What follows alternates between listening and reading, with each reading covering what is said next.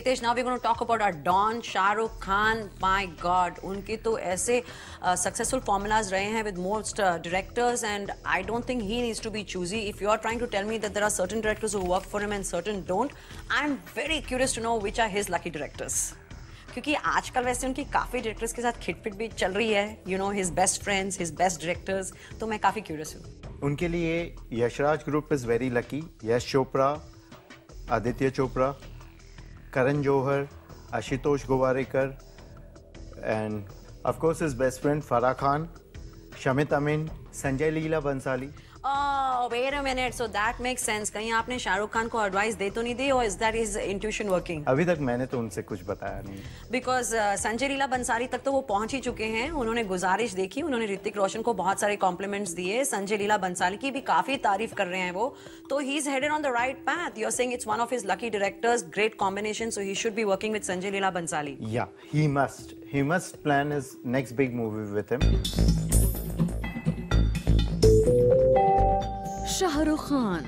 If there's someone desperate to make his presence felt in Bollywood right now, it is Shah Rukh Khan. उनकी आने वाली फिल्में Ra.1 और Don 2 पर कर रही है इनकी लक राइड. वहीं उनके राइवल्स आमिर और सलमान चाहे छाए हुए हैं बॉलीवुड पर लाइक एंटरटेनमेंट किंग्स. क्यों शाहरुख बढ़ा रहे हैं दोस्ती ऋतिक रोशन से? क्या हो सकता है इसका कोई भी connection with a plan that Shahrukh should work with Hrithik's dad Rakesh Roshan? क्या हो सकती है इसके पीछे कोई strategy, or is SRK simply following his intuition? Hitesh, हम तो यहाँ पर प्रेडिक्शन अभी इस शो पर इस वक्त कर रहे हैं, but it seems like Shahrukh Khan is very very smartly making the right choices. यहाँ तक कि आपने कहा राकेश रोशन, सदियाँ हो गई उन्होंने इकट्ठा काम नहीं किया, and now he is so close to Hrithik Roshan. कभी बर्थडे मना रहे हैं तो कभी उनके साथ पिक्चर देख रहे हैं, and he is really close to him.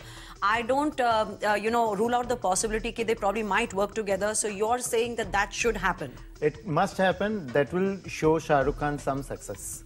Okay. Why do you say some success? Because I think that now the time is not very good for him. कब तक? For quite some time now. तो what अगर अब उनका time थोड़ा यूं चल रहा है, तो what happens to Don 2? He's really looking forward to that.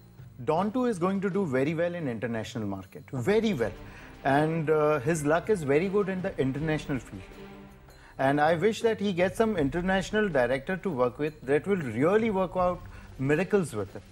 Okay, but what about RA1 जो उनकी Ra.1 है या RA1 है, पता नहीं एस्ट्रोलॉजिकली न्यूमरोलॉजिकली हमें क्या कहना चाहिए उस पिक्चर का नाम, उसका क्या हशर होगा? उसमें उन्होंने काफ़ी सारे इंटरनेशनल एक्सपर्ट्स को इन्वॉल्व किया है, वेदर इट्स फॉर एफेक्ट्स और हिज कॉस्ट्यूम्स और what ever it is, music, everything. तो वहाँ पर इंटरनेशनल इन्वॉल्वमेंट ऑलरेडी है. उस पिक्चर का क्या फेट होगा आपके हिसाब से? यहाँ पे मुझे पता नहीं कितना इंटरनेशनल इन्वॉल्वमेंट है, लेकिन फिर भी Ra.1 या RA1 जो भी आप उसे कह दो वो काम नहीं करेगी. It's going to flop. If you're saying Ra.1 is not going to do well, तो where is his hope? He has 2 or 3 more films coming up. कहीं ना कहीं कुछ good news दीजिए please. नए साल में good news है. Happy New Year. Okay. Is it going to be a happy New Year for him? Yeah, it's going to do well. Okay. But his other movie, Always Kabhi Kabhi, will not do. Okay. And there's one more movie which will break all records, that is Bombay Velvet. Wonderful. So Shah Rukh Khan is going to be really happy.